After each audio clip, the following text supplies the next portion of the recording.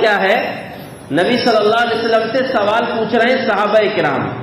سوال کو اچھے سے دھیان رکھیے اور صحابہ کرام کے جذبے کو دیکھیے. سوال کیا کر رہے ہیں؟ هل نرى ربنا یا رسول اللہ یوم القیامہ، اللہ کے رسول کیا قیامت کے دن ہم اپنے رب کو دیکھیں گے؟ یعنی جس اللہ کو بغیر دیکھے مانے ہوئے ہیں، جس اللہ کو بھی مان رہے ہیں اور جس اللہ کی بھی مان رہے ہیں. صحابہ کرام کے پاس تو معاملہ یہی تھا نا کہ جو سن لیا اس پر عمل بھی کریں گے. تو ان کے دل میں یہ تھا کہ جس اللہ کو بن دیکھے ہم ایمان لائے ہیں، جس اللہ رب العزت کی باتوں پر عمل کر رہے ہیں، تو اللہ کے نبی سے سوال کر رہے ہیں هل نرى ربنا یوم القیامہ، اللہ کے رسول کیا ہم قیامت کے دن اپنے رب کو دیکھیں گے؟ پیارے نبی نے جواب دینے کے لیے مثالوں کا راستہ اختیار کیا. مثال کے ذریعے آپ نے صحابہ کرام کو سمجھایا. آپ نے سوال کیا صحابہ سے جواب دینے کے لیے هل تضامون في القمر ليلة البدر ليس دونه سحاب، کیا 14ویں رات کے چاند کے سامنے کوئی ابر نہ ہو تو تمہیں دیکھنے میں کوئی پریشانی ہوتی ہے؟ صحابہ نے کہا لا یا رسول اللہ، کہا نہیں اللہ کے رسول، کوئی پریشانی نہیں، آسانی سے 14ویں رات کے چاند کو دیکھ سکتے ہیں. آپ نے فرمایا هل تضامون في الشمس ليس دونها سحاب، کیا تم کو سورج کو دیکھنے میں کوئی دقت ہوتی ہے جب اس کے سامنے کوئی ابر نہ ہو؟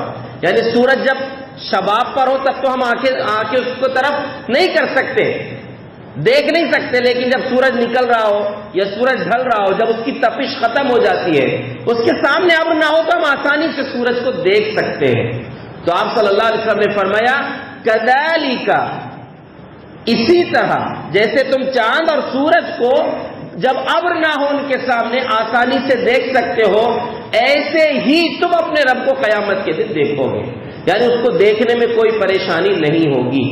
لیکن یہاں پر ایک بات یاد رکھیے، جنت کی ایک عظیم ترین نعمت ہوگی اللہ رب العالمین کا دیدار.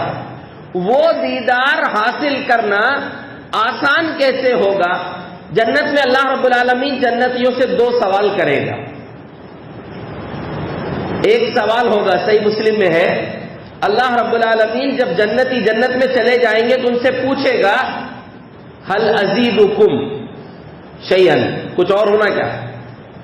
جنت میں آئے ہو تو کچھ اور ہونا کیا؟ میرے مہمان ہو. اللہ رب العالمین کا سوال سن کر جنتی کہیں گے الم تبیض وجوہنا وتنجنا من النار وتدخلنا الجنہ، اے اللہ کیا تو نے ہمارے چہروں کو روشن نہیں کیا؟ جنتی لوگوں کے چہرے بڑے خوبصورت ہوں گے، جنت میں سب خوبصورت ہوں گے. یہاں تو اللہ نے فرق رکھا ہے، جنت میں سب کے چہرے روشن ہوں گے. تو نے ہمارے چہرے روشن کیا ہے، ہم کو جنت میں داخل کیا ہے، جہنم سے بچایا ہے، اب کیا چاہیے؟ اللہ تبارک و تعالیٰ جب یہ سنے گا فیکشف الحجاب، اللہ اپنے سامنے سے پردوں کو ہٹا دے گا اور جنتیوں کو اپنا دیدار نصیب کرے گا. فما اعطوا شيئا احب اليهم من النظر الى الله عز وجل، جنتیوں کے لیے اللہ کو دیکھنے سے زیادہ بہترین نعمت کوئی بھی نہیں ہوگی. سب سے بہترین نعمت ہوگی جنت کی نعمتوں کے بعد کہ اللہ رب العالمین کا دیدار ان کو ملے گا. دوسرا ایک سوال اللہ تبارک و تعالیٰ جنتیوں سے کرے گا. ہمارے گھر کوئی مہمان آئے، کھانا بنا اچھا، کھانا کھاتے ہوئے پوچھتے کھانا پسند آیا کہ نہیں، کھانا کیسا لگا؟ اللہ ہم کو بھی ان میں شامل فرمائے. جن خوش نصیبوں سے اللہ سوال کرے گا، جو اللہ کے مہمان ہوں گے، اللہ کی جنت کے میزبان اللہ ہوگا. اللہ پوچھے گا هل رضیتم، میری جنت میں آ کے خوش ہو کے نہیں؟ یہاں جو مل رہا ہے اس میں خوش ہو کے نہیں؟ تو جنتی بڑا خوبصورت جواب دیں گے ما لنا لا نرضى وقد اعطيتنا ما لم تعطي احدا من خلقك، اے اللہ خوش کیوں نہیں رہیں گے؟ ایسی ایسی نعمتیں دیا ہے تو نے ہم سے پہلے کسی کو دیا ہی نہیں، اتنی اچھی جنت میں خوش کیوں نہیں رہیں گے؟ تو اللہ فرمائے گا انا اعطيكم افضل من هذا، ابھی تو اس سے بھی بہتر چیز تم کو دینے والا ہوں. پوری جنت کی نعمتیں سامنے ہیں، جبکہ جنت کی نعمتیں وہ ہیں جن کے بارے میں نبی صلی اللہ علیہ وسلم نے فرمایا ما لا عین رأت ولا اذن سمعت ولا خطر على قلب بشر، نہ کسی آنکھ نے سنا ہے، نہ کسی آنکھ نے دیکھا ہے، نہ کسی کان نے سنا ہے، نہ کسی دل میں خیال آ سکتا ہے کہ وہ جنت کی نعمتیں کتنی قیمتی ہوں گی۔ ظاہر سی بات ہے کہ جب اتنی بہترین نعمتوں میں ہوں گے تو کہیں گے اللہ اور کیا چاہیے؟ تو اللہ فرمائے گا انا اعطیکم افضل من هذا، ابھی تو اس سے بہتر چیز تم کو ملنے والی ہے۔ تو جنتی سوال کریں گے اب اللہ اس سے بہتر اور کیا چیز ہوگی؟ تو اللہ فرمائے گا الیوم احل علیکم رضوانی فلا اسخط علیکم بعدہ ابدا، آج میں تم سے خوش ہو گیا، آج کے بعد کبھی بھی تم سے ناراض نہیں رہوں گا۔ اس لیے قرآن میں اللہ نے فرمایا وَرِضْوَانٌ مِّنَ اللَّهِ أَكْبَرُ، جنت کی نعمتوں کا ذکر کرنے کے بعد اللہ نے فرمایا کہ اللہ کی خوشنودی یہ سب سے بڑی چیز ہے، جنت میں اللہ خوش ہو جائے گا، یہ سب سے بڑی نعمت ہوگی۔ تو جنت کی عظیم ترین نعمتیں دو ہیں، ایک اللہ کا دیدار اور دوسرا اللہ رب العالمین کی خوشنودی۔ اللہ کا دیدار آسان کیسے ہوگا؟ آسانی سے کیسے دیکھ سکتے؟ کیا چیز چاہیے اس کے لیے؟ نبی صلی اللہ علیہ وسلم نے صحابہ اکرام کے سامنے فرمایا تھا، تمام مرد اور خواتین اچھے سے یاد رکھیں کہ اللہ کا دیدار جنت کی نعمتوں کے بعد سب سے عظیم نعمت ہوگی۔ اس نعمت کو حاصل کرنے کے لیے کون سی چیز چاہیے؟ پیارے نبی نے فرمایا فَإِنِ اسْتَطَعْتُمْ أَلَّا تُغْلَبُوا عَلَى صَلَاةٍ قَبْلَ طُلُوعِ الشَّمْسِ وَقَبْلَ غُرُوبِهَا فَافْعَلُوا، اگر تم سے یہ ہو سکتا ہے کہ سورج نکلنے سے پہلے کی نماز اور سورج ڈوبنے سے پہلے کی نماز کو نہ چھوڑو تو ایسا کر لینا۔ سورج نکلنے سے پہلے کون سی نماز؟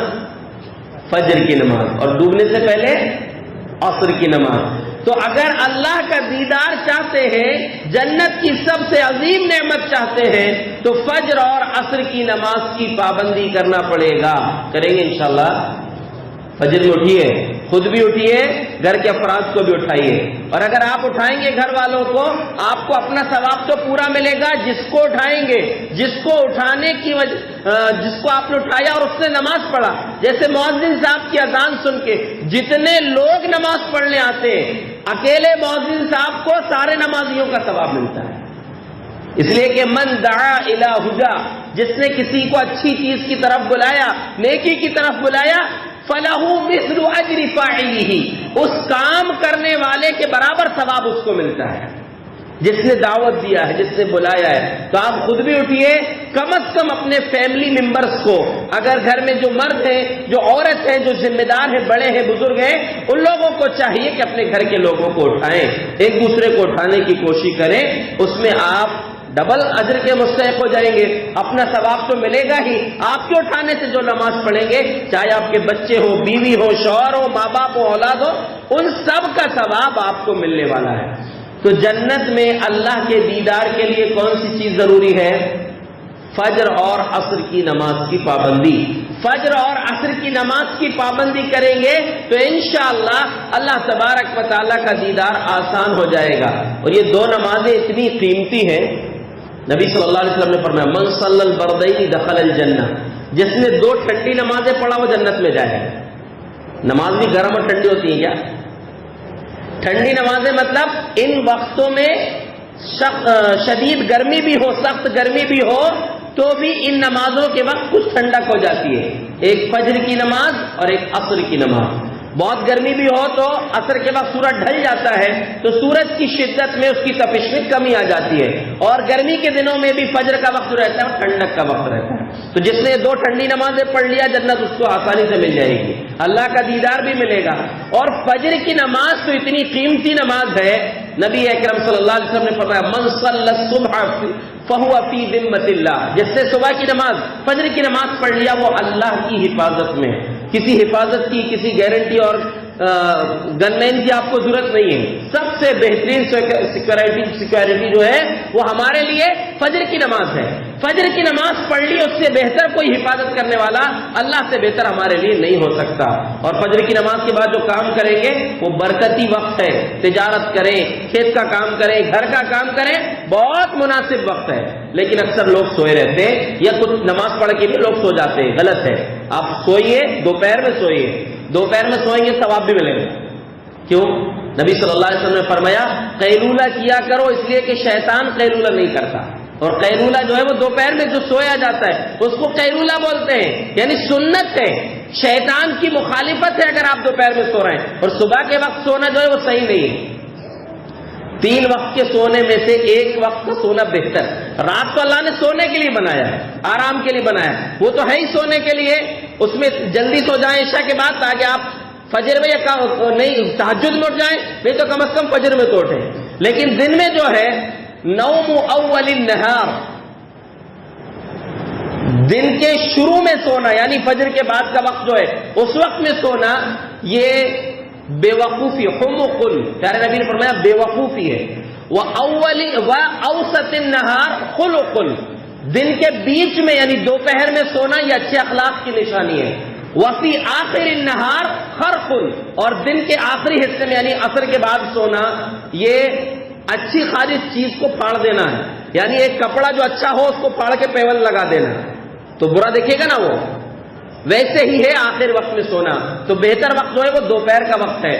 ہم آپ کو جو بتانا چاہ رہے ہیں یہ حدیث کے پہلے حصے میں کہ اللہ کا دیدار یہ جنت کی عظیم ترین نعمت ہے. اس کو حاصل کرنے کے لیے آپ کو فجر اور عصر کی نماز کی پابندی کرنا ہے. اور یہ سونے کا جو ہم نے تذکرہ کیا، فجر میں آپ اٹھ کے سوئیے مت، دوپہر میں تھوڑی دیر سو جائیے. دوپہر میں سو لینا بہت بڑی نعمت ہے، ثواب بھی ہے اور ریفریش ہو جاتے ہیں آپ قیلولہ اگر آپ کر لیتے ہیں. اور صبح کے وقت میں اپنے کام کیجیے. ایک صحابی تھے، وہ جب بھی تجارت کا قافلہ بھیجتے تھے، تجارت کرتے تھے، بزنس صبح کے وقت میں ہی کرتے تھے. کیوں؟